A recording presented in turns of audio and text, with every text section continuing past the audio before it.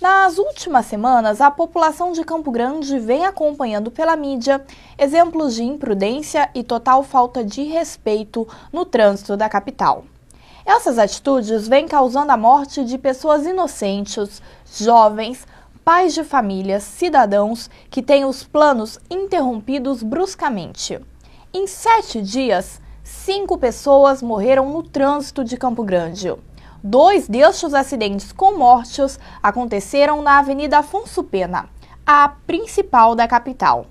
Mas, afinal, de quem é realmente a culpa? Falta sinalização? É uma questão cultural ou falta consciência dos motoristas? Para ajudar a esclarecer essas questões, eu recebo no estúdio o assessor de Educação no Trânsito do Detran, Renan da Cunha Soares Júnior. Bom dia, Renan. Pelos exemplos que a gente vem observando nos últimos dias, o que esses acidentes demonstram? O trânsito precisa ser reformulado, as ruas, ou a consciência dos motoristas? Não é uma questão estrutural, né? Como vocês colocaram ali o componente cultural, a questão da sinalização, né? Então a gente tem uma série de problemáticas que vêm da convivência, ou seja, o trânsito como ambiente social, ele reproduz alguns problemas que a gente já tem em outras áreas, né? Então hoje a gente fala do bullying nas escolas, o que está embutido aí? Né? O desrespeito, a falta de preocupação com o outro e a dificuldade de conviver com as diferenças. Se você pega relações supermercado, fila de ônibus, uso de vaga, né, que é exclusiva para uma população que é desrespeitada, onde você tem aí também o desrespeito e os problemas de convívio. E no trânsito, isso não acaba se modificando, ou seja, as pessoas são no trânsito as mesmas pessoas que são fora dele, né? Então não existe uma mudança brusca. O que acontece, primeiro, nós podemos elencar, existe uma dificuldade das pessoas em enxergar o trânsito como um ambiente de risco, né? Então sempre existe aquele pensamento de dizer, mas o outro sofreu acidente porque ele não sabia o que estava fazendo, eu sou melhor do que o outro, então eu não vou me envolver em acidente, né? Existe também uma questão de valores, né, que norteiam esse comportamento no trânsito. Ou seja, eu consigo conviver com o outro, ou eu acredito que porque o meu veículo é mais novo, meu veículo é maior, né, eu posso e eu devo ter vantagem sobre isso, né? Se a gente for olhar, por exemplo, aquela pessoa que tem um veículo maior, ou, né, o próprio motociclista, a gente tem muito problema com os motociclistas nesse sentido de dizer, mas eu sou ágil, eu posso, né, costurar, quer dizer, e as pessoas não conseguem entender que isso vai colocar a sua vida em risco e que vai colocar as outras pessoas. Conhecimento todos têm da legislação, né? Então de nada adianta a legislação e a sinalização se não houver um comportamento, né, ajustado das pessoas para isso. E para isso nós temos essa questão dos valores que está posta na sociedade hoje aí. E ainda, gente, para piorar a situação, é a combinação direção e bebida? Não só direção e bebida, nós temos uma série de comportamentos de risco e antes desses eventos a gente tem alguns fatores que auxiliam. Por exemplo, se você for analisar a maioria dos acidentes que acontecem, você vai ver que ou tinha alguém com excesso de velocidade, ou teve alguém que bebeu e dirigiu, ou tinha alguém falando no celular, ou teve alguém que avançou um sinal vermelho, avançou um sinal de pare. Então, quer dizer, antes dos acidentes, nós sempre temos a infração, ou seja, o desrespeito à legislação e o desrespeito à norma que visa justamente organizar o convívio social no trânsito. Esse convívio que a gente sabe que no trânsito as pessoas acabam realmente mudando a personalidade, mudando não, né? Deixando a personalidade aflorar. A gente já teve casos de discussões no trânsito do menino Rogerinho, que acabou morrendo, esses recentes envolvendo direção e bebida. O que precisa para mudar isso, para tentar melhorar essa situação? Natália, os países que tiveram sucesso nessas questões, nós tivemos uma aliança social. Ou seja, o que as pessoas precisam entender, e nesse momento nós falamos com as universidades, com as escolas, com as igrejas, com os comerciantes, com os industriais, existir uma aliança social. Como hoje a gente fala sobre meio ambiente, né? Vamos economizar papel, não gastar água, economizar energia elétrica, que também as empresas, as famílias, as igrejas, as universidades passem a colocar na sua agenda a discussão do trânsito. Ou seja, que eles também entendam como responsabilidade social o trânsito. Porque aí o trânsito vai deixar de ser um problema da AGETRAN, do DETRAN, da polícia, para passar a ser um problema que tem que ser resolvido socialmente. Porque todos nós fazemos parte do trânsito das mais diversas formas, né? Então, quer dizer, isso tem que ser resolvido pelo conjunto, né?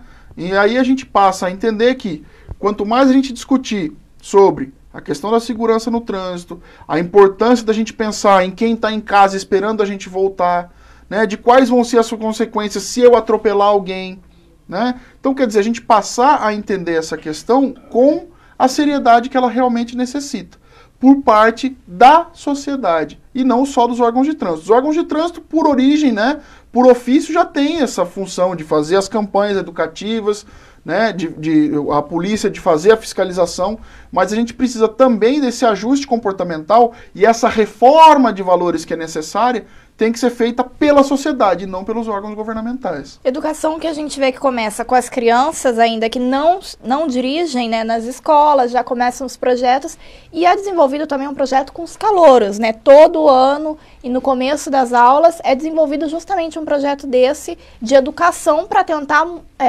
conscientizar. A gente tem que pegar essa questão pelas duas pontas.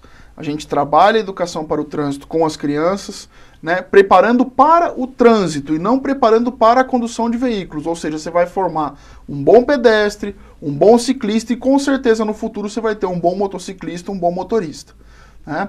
E a gente pegar também aquele que já participa do trânsito com o veículo motorizado. Ou seja, né, não é porque você já é habilitado, porque você tem o conhecimento, porque se a gente for levar em consideração que todos esses motoristas, né, esses motociclistas que se envolvem em acidente, eles têm uma formação, eles conhecem a direção defensiva, ou seja, o básico da direção defensiva, o que é? Né?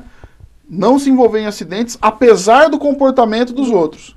Então, quer dizer, o cara sabe que ele tem que andar com atenção, que ele tem que andar com a baixa velocidade, com a distância correta dos outros veículos. Então, quer dizer, isso é o mínimo.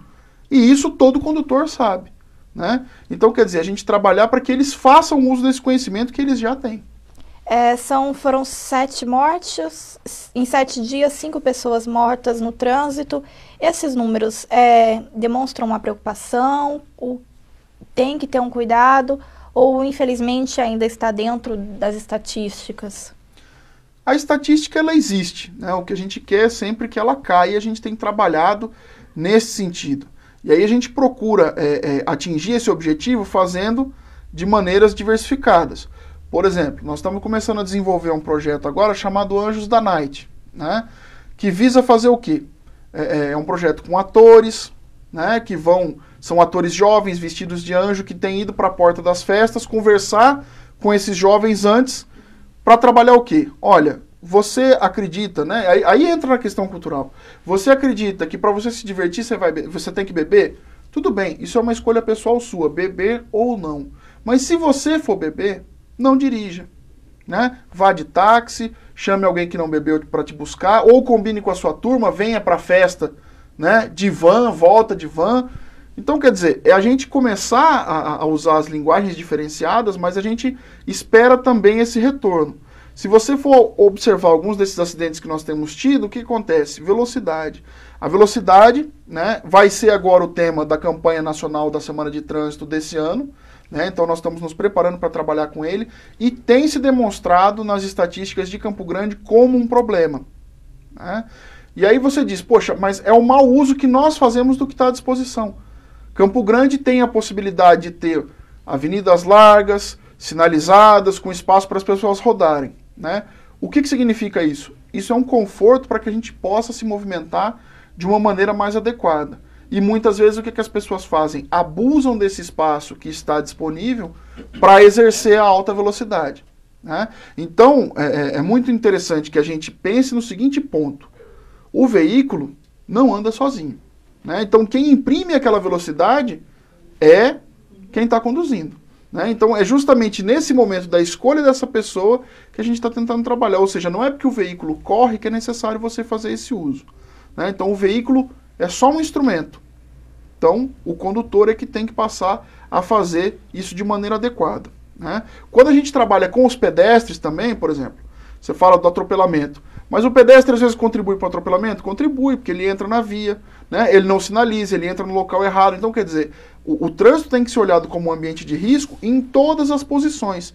As pessoas têm que passar a observar que é necessário ser um bom pedestre, um bom ciclista, um bom passageiro, né? Porque também se você está encostado com o carro, a pessoa abre, né, a porta do nada, ela pode causar um acidente, quer dizer, ele não está conduzindo, mas toda a participação no trânsito, ela tem esse risco, e as pessoas precisam aprender a conviver com isso, né? Não combinando fatores, ou seja, deixar a velocidade, o álcool e a condução, né, não agirem em conjunto para não gerar esses acidentes aí. É importante lembrar que o trânsito, apesar de você estar dirigindo o seu veículo ou você ser pedestre, você precisa conviver em conjunto para que ocorra tudo perfeitamente.